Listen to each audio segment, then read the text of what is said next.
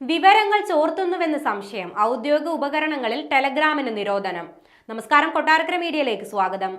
റഷ്യയുമായുള്ള യുദ്ധം രൂക്ഷമാകുന്നതിനിടെ യുക്രൈനിൽ സർക്കാർ ജീവനക്കാരും സൈനികരും ഉപയോഗിക്കുന്ന ഔദ്യോഗിക ഉപകരണങ്ങളിൽ ടെലഗ്രാമിന് നിരോധനം ഏർപ്പെടുത്തി.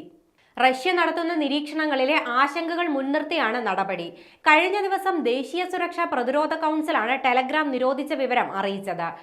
ടെലഗ്രാം ഉപയോഗിച്ച് വിവരങ്ങൾ ചോർത്തിയെടുക്കാൻ റഷ്യയുടെ പ്രത്യേക സേനയ്ക്ക് സാധിക്കുമെന്ന് തെളിവുകളോടെ യുക്രൈനിന്റെ GUR മിലിറ്ററി ഇന്റലിജൻസ് ഏജൻസി തലവൻ കൗൺസിലിൽ അറിയിച്ചിരുന്നു.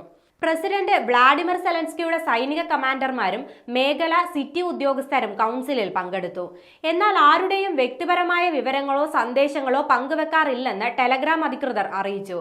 റഷ്യ ഉൾപ്പെടെ ഒരു രാജ്യത്തിനും ടെലഗ്രാം വിവരങ്ങൾ ചോർത്തി നൽകാറില്ലെന്നും നീക്കം ചെയ്യുന്ന സന്ദേശങ്ങൾ എന്നേക്കുമായി നീക്കം ചെയ്യപ്പെടുമെന്നും അത് തിരിച്ചെടുക്കാൻ സാങ്കേതികമായി സാധിക്കില്ലെന്നുമാണ് ടെലഗ്രാം അറിയിച്ചത്.